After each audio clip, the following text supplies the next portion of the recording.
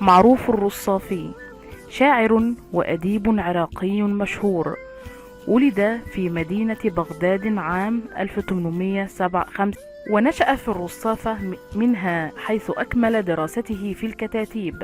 عمل في حقل التعليم أكثر من 25 عاما، كما إنه عين مدرسا في دار المعلمين في القدس عام 1920 ميلادية.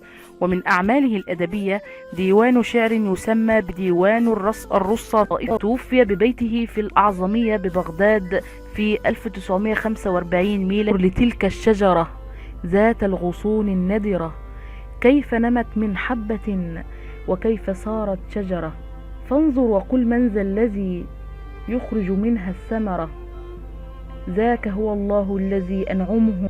انظر إلى الشمس التي جزوتها مستعرة، فيها ضياء وبها حرارة منتشرة، من ذا الذي أوجدها في الجو مثل الشررة، ذاك هو الله الذي أنعمه منهمرة، ذو حكمة بالغة وقدرة مقتدرة. انظر إلى الليل فمن أوجد فيه قمرة، وزانه بأنجم كالدرر المنتثرة، ذاك هو الله الذي أنعمه منهمرة، ذو حكمة بالغة وقدرة مقتدرة. وانظر إلى الغيم فمن أنزل منه مطر، فصير الأرض به بعد اغبرار خضرة، ذاك هو الله الذي أنعمه منهمرة، ذو حكمة بالغة وقدرة مقتدرة.